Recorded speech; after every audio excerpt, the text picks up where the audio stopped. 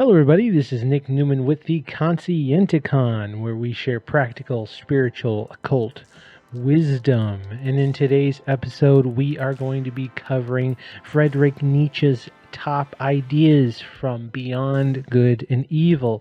And not only that, we're going to be rectifying the evil that was done in the name of Friedrich Nietzsche's philosophy by the Nazi regime and the Third Reich. Hitler loved Friedrich Nietzsche. Nietzsche was the official philosopher of the Third Reich. He visited Nietzsche's sister, who owned his publishing rights, and she supported the Nazi Party. Hitler deeply misunderstood not only Friedrich Nietzsche, but Charles Darwin. We will be sharing Nietzsche's top 6 ideas from Beyond Good and Evil. And these ideas are so profound and so powerful that when understood, they can elevate the quality of people's lives. And that is precisely why I'm here sharing it with you all today. Nietzsche's first major idea is will to power. Will to power means that fundamentally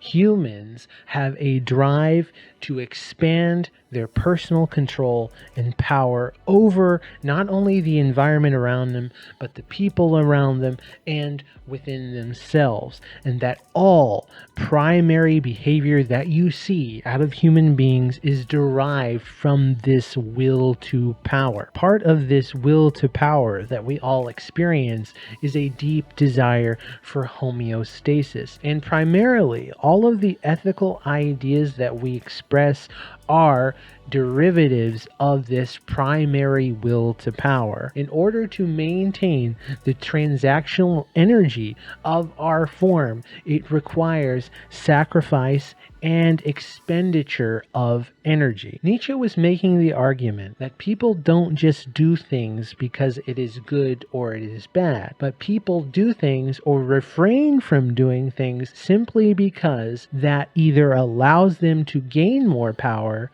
to maintain homeostasis, or to prevent loss of power. Even people who live in existence where they try not to rock the boat crave homeostasis. Even those operating under a will to power will use their will for self-protection. The concept of will to power is one of the most profound things that anybody can meditate on. And if you do meditate on this, you will find the need to create further values to justify this beast within you. The second major idea from Nietzsche's Beyond Good and Evil is Perspectivism. Nietzsche emphasizes the idea that truth is subjective, shaped by individual perspectives and experiences.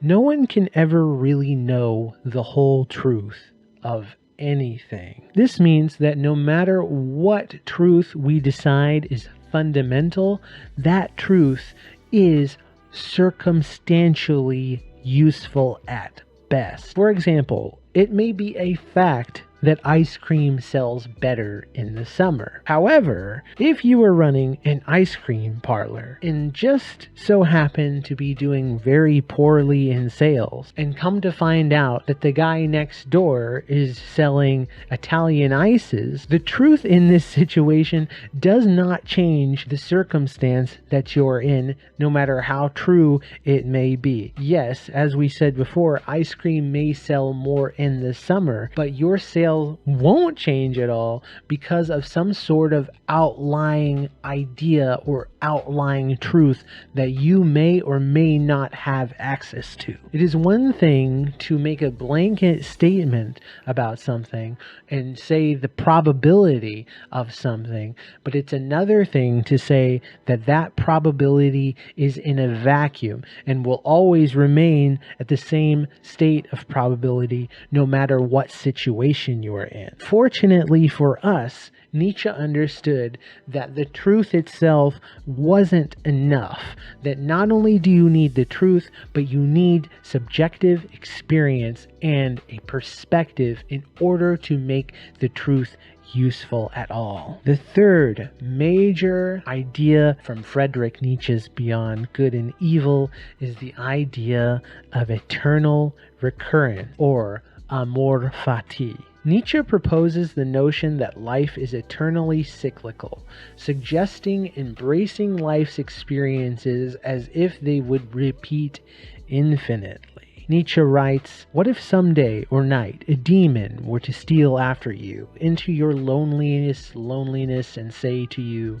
'This life, as you now live it and have lived it, you will have to live once more and innumerable times more.' Would you not throw yourself down and gnash your teeth and curse the demon who spoke thus? Or have you once experienced a tremendous moment when you would have answered him, 'You are a god, and never have I heard anything more divine'?"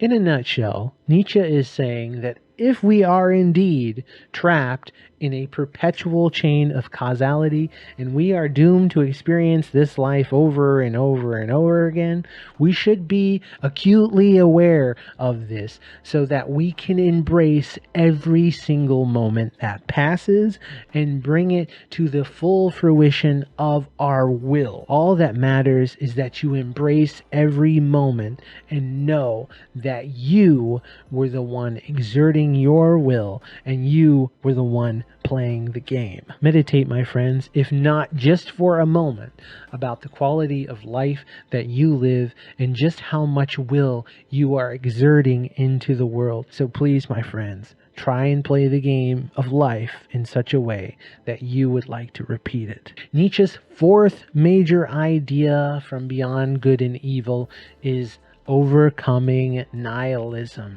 Nietzsche encourages transcending nihilism by creating personal values in the absence of traditional beliefs. Nietzsche believed that with the loss of Christianity or the loss of major religions, we would lose fundamental values along with those religious ideas, and those values were to help relieve the collective suffering of humanity. Instead, Nietzsche was worried that nihilism would replace traditional religious faiths, this idea that everything in the universe is meaningless. I personally argue that this is not the truth. However, I do believe that nihilism is a curse that most individuals hold within their mind. And I call it a curse because it is absolutely absurd to me, a human being sitting here, a collective of unfathomable meaning, projecting his ideas into this camera for all of you to see, these other pools of cells working together, these chains of almost infinite causality of life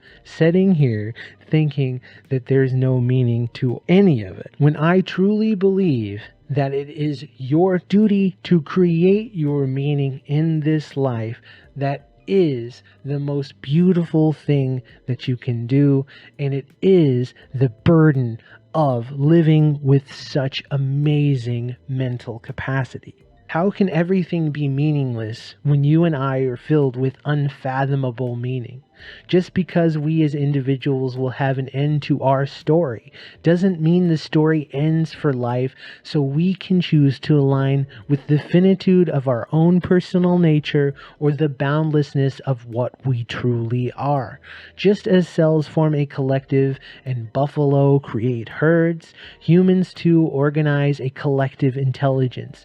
This intelligence fosters pressure for continued dominion over resources that include physical space, time from individuals, material resources, food, and information. These resources narrow down to support the homeostatic growth of divine will, or a self-replicating pattern fighting entropy. Life is a self-replicating pattern fighting entropy. Our fifth major idea from Friedrich Nietzsche's Beyond Good and Evil is the master-slave morality. He contrasts master and slave morality, highlighting the power dynamics inherent in ethical systems. All life that exists wills to power. It wills to transform its environment and exchange energy in order to maintain its homeostatic state. Because of this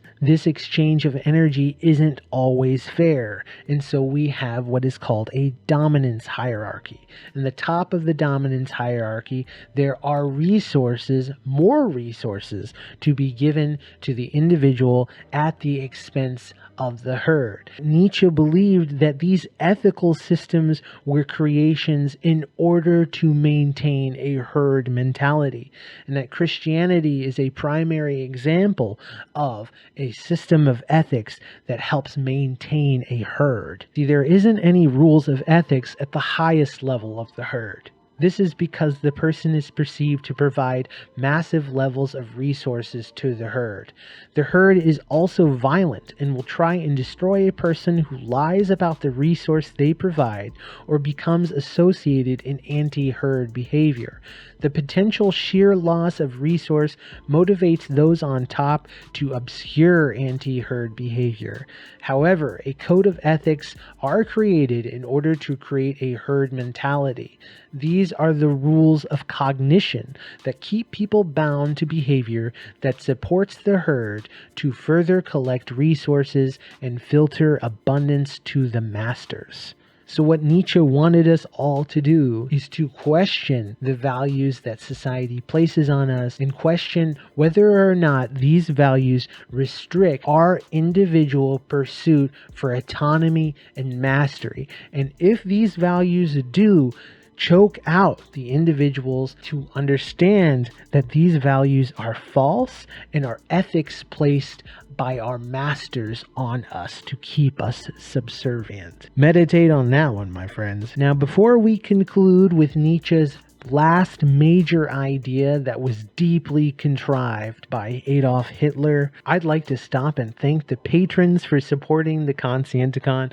I thank you guys so very deeply and appreciate you being here with me on this crazy journey, trying to get sharper and more powerful together. And as a gift to the patrons, I have submitted a copy of my book, a patron exclusive copy of a compendium of Fredrich Nietzsche's Beyond Good and Evil. You see, my friends, I was reading my copy of Nietzsche's Beyond Good and Evil and found it so dense and so boring at certain parts that I decided to consolidate these major ideas. I took a book with over 200 pages and consolidated it into 30 or so pages of concise information in a language that was more easily understandable and more easily digested by most people who are interested. Now, if you are truly interested in Nietzsche's work, I do recommend you get a copy of this book. You can get a copy on Amazon for $4.99, but if you are a patron, as I said before, you will get the patron version exclusively for free. And if you would like to support the Conscienticon for free, all you have to do is hit the like button and shoot us a comment below. Nietzsche's final major idea is the idea of the übermensch, or the Superman. I believe this concept to be very similar to the idea of self-actualization. Nietzsche envisioned the Übermensch as an individual who transcends societal norms and creates their own value. You see, without values from religious structure, we would have to find a way to create our own values through life and to use these values to uplift our fellow human beings. The idea of the Übermensch was so sadistically twisted by Adolf Hitler because he took a philosophical idea, a concept that any human being could achieve, this idea of a profound moral character, a free and powerful human being that uses their power to transform the world in a way that benefits humanity the most, into this twisted, sick idea about eugenics. He even twisted the ideas of Charles Darwin in order to promote this idea of a supreme Aryan race. I truly believe, as other scholars may believe, that if Nietzsche had ever understood just how much Hitler would have twisted his philosophies, he may not have written anything at all, which is absolutely tragic, and which is why I'm hoping that all of you here at the Conscienticon take these ideas and use them in order to empower yourselves and others around you. Let's quickly go over the base principles that would make you or I an übermensch. Begin with self-awareness. Reflect deeply on your values, beliefs, and desires, and understand what drives you and what you truly value. Question conventional morality. Nietzsche encourages a critical examination of traditional moral values.